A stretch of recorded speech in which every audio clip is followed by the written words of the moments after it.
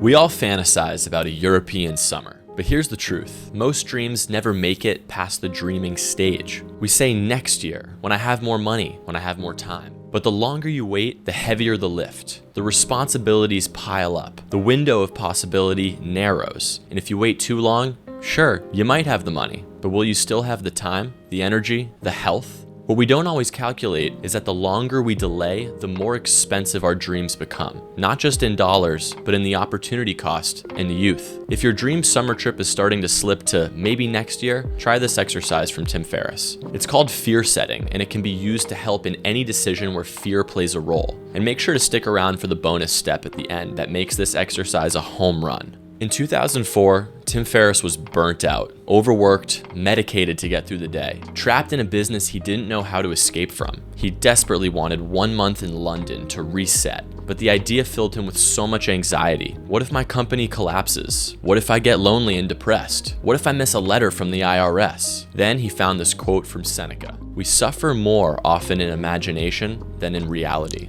This struck a nerve with him. The fear he was feeling wasn't rooted in reality. It was coming from the story he was telling himself about what might happen. This is the moment he stopped goal setting and started fear setting. Let's complete the fear setting exercise together using the summer trip to Europe as an example. And if you're into this kind of thing, where timeless wisdom meets practical tools for modern life, you'll probably want to subscribe to this channel. All right, step 1, define, prevent, repair. Define what you're afraid will happen if you go. Then ask, how can you prevent it? And if the bad thing does happen, how can you repair the damage? Fear number 1, that I get lonely and want to come home. Well, how could I prevent this? Maybe I stay in a shared living space or hostels, plan social activities, or maybe just scheduled calls with friends and family will be enough to prevent loneliness. Well, if I do get lonely, how can I repair the damage? Well, I could go visit a friend in another city. I could cut the trip short without guilt, or maybe come home for the weekend and then go back. Fear number 2, that I spend too much money and come home broke. How could I prevent this? Well, I could set a budget and stick to it so I know exactly how much I'm willing to spend. Or maybe I could make cheaper accommodations, or even favor more affordable countries. How can I repair the damage if this does happen? Maybe I take on some additional freelance work, or worst case, I just reduce my expenses temporarily when I get home. Suddenly, these fears seem a lot more manageable.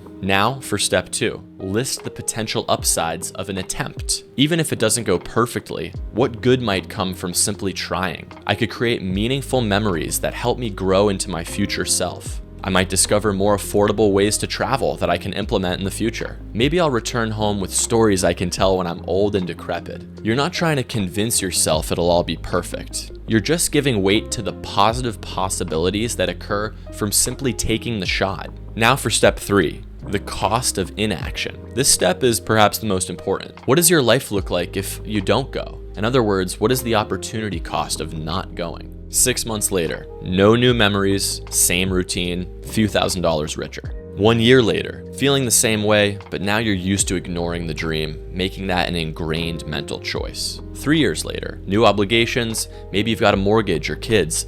The trip feels harder to pull off now. And finally, 50 years later, you look back and realize that was the moment, and you let it pass. When Tim ran this exercise, his fears around going to London began to lose their value, and the cost of not going became greater than the cost of going. The choice was reframed. He wasn't choosing between risk and safety. He was choosing between known stagnation and potential growth.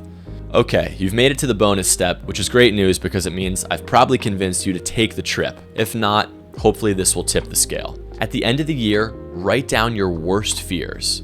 Not like spiders or public speaking, but the ones that would haunt you on your deathbed if left unaddressed. Here are a few of mine. Number 1, nearing the end of my life, feeling like I didn't give it my all, like I could have done more or lived more. Number 2, not being able to retire, working until I die. And number 3, letting so many obligations pile up that I no longer own my own life. Instead, my life owns me. When you name these fears, your brain begins to visualize and predict what actions will lead to or avoid the feared outcome. Suddenly, the idea of being lonely for a few weeks or overspending a bit doesn't seem so scary. What's actually scary? Never going, never trying. That's how fear number 3 becomes real.